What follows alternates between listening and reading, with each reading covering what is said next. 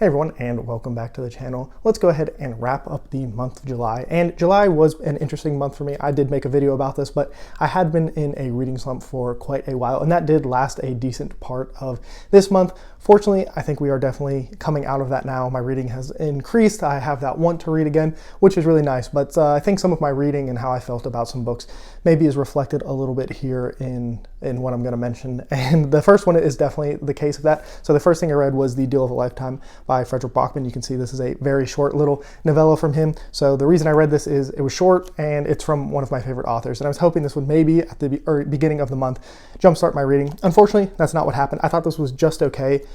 Novellas and short stories, I guess this is technically probably a short story, they are very hit and miss for me.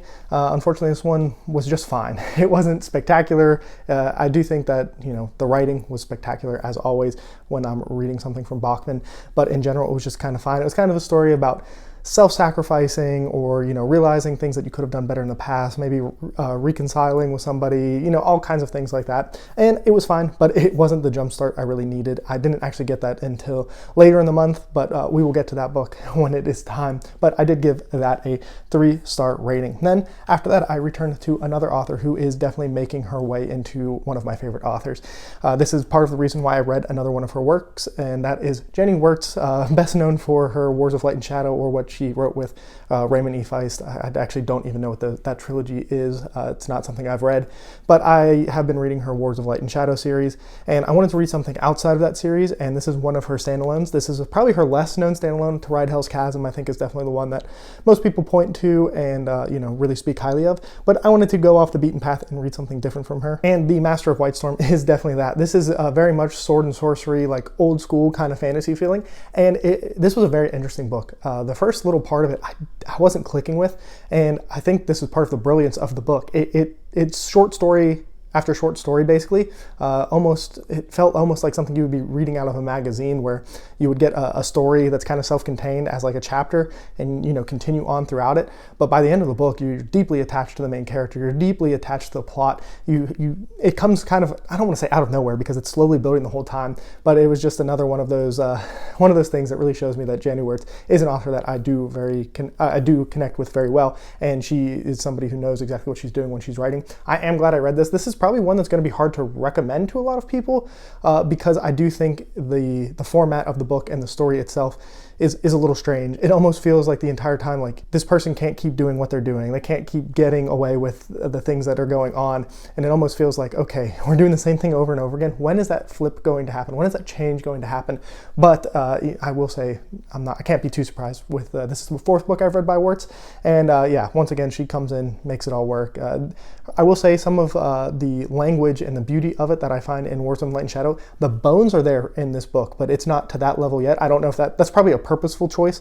I really feel like she pours everything into Wars of Light and Shadow, and in some of her standalones, maybe she doesn't want to be at that same level. I don't know. This is me speculating, but I did end up really enjoying that read. So The Master of White Storm was kind of the start of getting out. I don't think I mentioned, I gave that one a 4-star rating. I ended up really liking that one. But that was kind of the end of that is kind of what got me maybe back into that reading. And then what really sent me back over the edge of enjoying reading and everything was The Night by Will White. This is book 3 of his Last Horizon series. I'm not going to say too much because I do plan on doing a review for this book, but basically this is my favorite one of the series so far. Really glad I'm reading the series. It's a lot of fun. It's not, some super deep story with like really deep themes that are going to make you reevaluate your life and everything like that, but it is kind of on the popcorn scale, the side of books that is just a lot of fun. I'm having a good time with it. And once again, I gave this 4 stars, and it is definitely the book that kind of got me going for real. The Master of White Storm was that first kick, and then Will White's The Night just really got me going the rest of the way there. And then the last book I finished this month is Jerusalem Fire by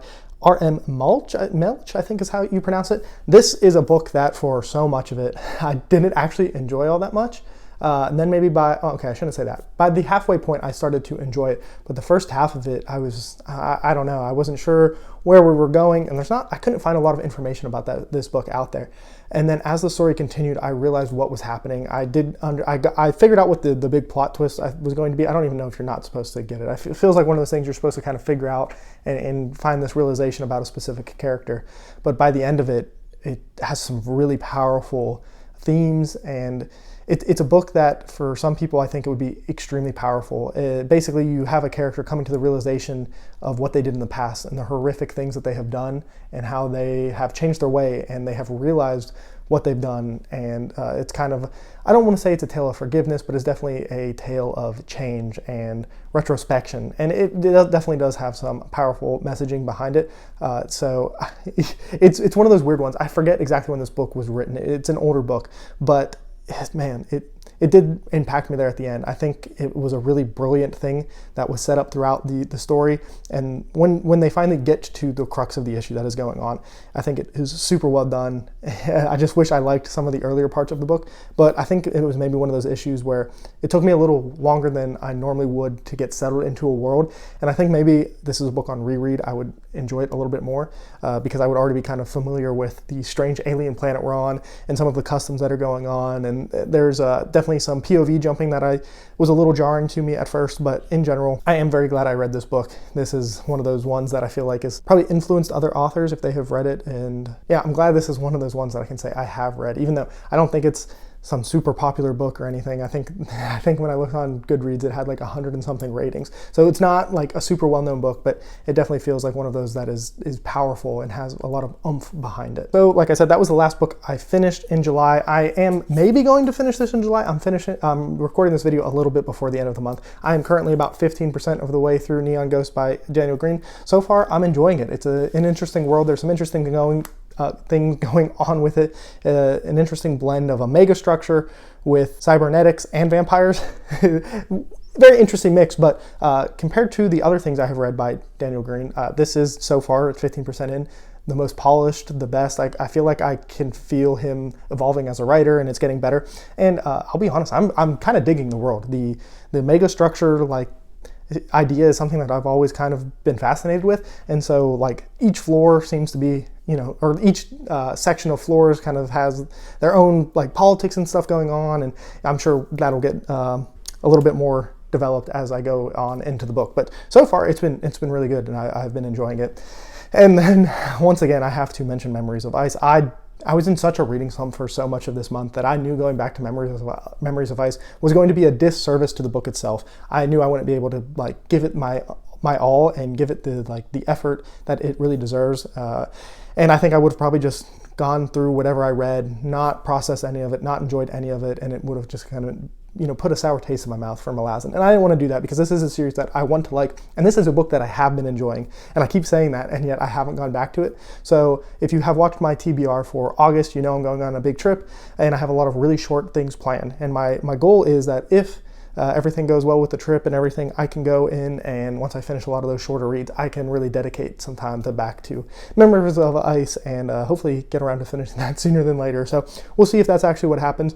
If not, it'll probably be a bigger focus. Yeah, end of August, early September, it'll be a much bigger focus because it is starting to get to the point where I'm taking so long to read it. I need to kind of get on the ball a little bit and push myself to finish it. And once again, still enjoying it. If you are a Malazan fan, just know that I am enjoying it. It's just a matter of me dedicating time to it and feeling like I'm in a space where I can read it and really appreciate what's going on in the story, because it is immense. I think I've said it before, but every 100 or 200 pages I read in Memories of Ice, it feels like the amount of information I've gotten is like reading a whole other novel. And so that's definitely an experience. Not many books are like that. Malazan is definitely special in that sense. So that is kind of why I'm not being so gung-ho about really pushing myself to read it, because I want to give it the due that it deserves. And with all that being said, that's all the books that I read. I will mention that my book of the month was The Night by Will White. I think it was really just right time, right place for a certain book. It really did get me out of that reading slump, and it was just a good time. It's just what I needed at the time, and I'm very much looking forward to the next book in that series. So now let me quickly mention some of my manga reading. I don't, do too much with that on the channel, but I did read a decent amount this month of it. I'm caught up on Berserk, Vinland Saga.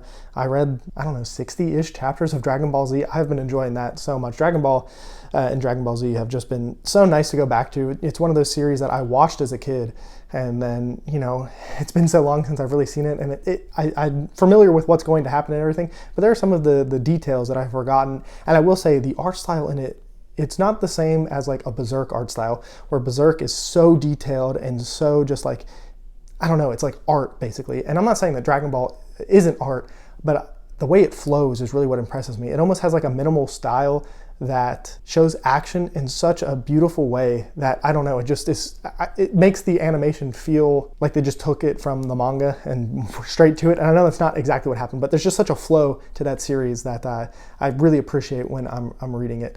Let's see what else. I already mentioned Vinland Saga and Berserk. I'm very curious on what's going to happen with both of those series. Obviously, Berserk has a lot of things going on, just like Vinland Saga does. But let's see, with Berserk, they're setting up another big battle and war. And I don't know. Because the original author is no longer attached, obviously because of his passing, I'm so hesitant to like really devote myself to Berserk like I did.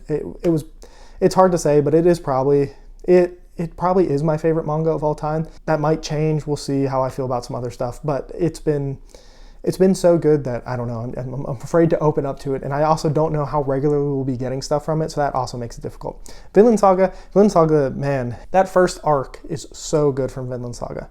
And then the next two, I don't even know how they exactly split it up, but the next couple of arcs of Vinland Saga are just not my favorite thing. I feel like we're sold a bill of goods in the first arc, and then it transitions to something so different that I don't know, it's just not really what I was expecting. It's not bad, it's just not really what I wanted, I guess. And then some of the current stuff is a little frustrating, what's going on in Vinland Saga, but that is that. My Hero, I'm caught up with that, and Black Clover. Obviously, My Hero is in its ending stages here. I'm curious on if we're going to get any time skip or what's going to happen to see what the aftermath of everything that's been going on is. I won't say any more for that for spoiler reasons, but yeah, just know that I'm enjoying all of those series, and One Piece, still very slowly making my way through it. It still just has never grabbed me the way I wanted it to. I think it's been fine. It's been good. I'm only 160 something chapters in, so there's only 1,000 more chapters for me to catch up with, but we'll see. I'm right in the Alabasta arc or whatever, so people keep telling me that this is the one that's going to do it for me, so we'll see if that is the case. On my TV movie front, I am caught up. Well, technically I'm one episode behind on House of the Dragon now because I haven't watched the most recent one that came out on Sunday just yet, though I will be very soon. I have enjoyed House of the Dragon. There's just something missing from it. It's been good. It's like a 7 out of 10 kind of show, but there's just something missing from it. I think part of it is, as cool as the dance is, it's not my favorite part of Westeros history. Like I'm the person who wanted them to go back to the conquest, and that's really the story I wanted to see. I also just think that maybe the sidelining of Daemon in the season is also hurting it, because I think he carried a lot of season 1 and a lot of those interactions he had with other characters, and the fact that he's just in Harrenhal by himself this whole time is not really doing it for me. I do think there's been some really interesting things, but overall I think it's just been good. It hasn't been fantastic or great, which is what I was really hoping for. I don't know. I probably do like this better. I don't know.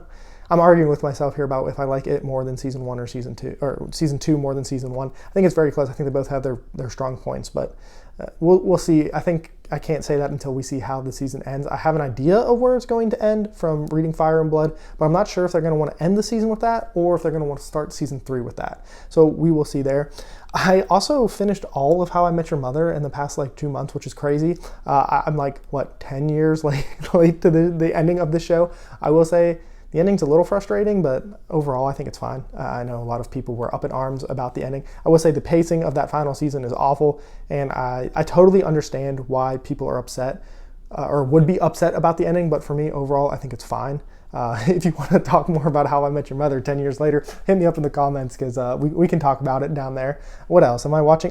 I started I started to finally finish Invincible. For a while there, they hadn't released all the episodes, so I know I want to watch The Boys and Invincible, but because Invincible I'd already halfway through the season, I decided to finish that before I move on to The Boys. So we'll see. I don't know if anybody watches those, but they're 2 very similar shows done in 2 very different ways, so that is kind of interesting there. And then the last thing on the TV front is I have finally started Shogun. So I know that is a very popular book here on BookTube. I know a lot of people talked about the show, and I'm super late to this as well. But yeah, I'm excited to get to it. It's a book that maybe someday I'll read. We'll see. I don't really know too much about it. I mean, I know Blackthorn gets to Japan, and that's pretty much it. That's all my knowledge on it. So I'm excited to watch this TV show. I've heard so much good stuff about it that I'm pretty excited to sit down and watch that. And then on the video game front, I'm kind of burnt out on video games right now. Even games that I like, I just kind of would rather not even really play those. So we'll see. But let me know how your month of July was down below in the comments. Let me know your best reads, your worst reads, what you're watching, all that fun stuff. But that's all for me, and as always, have a good one.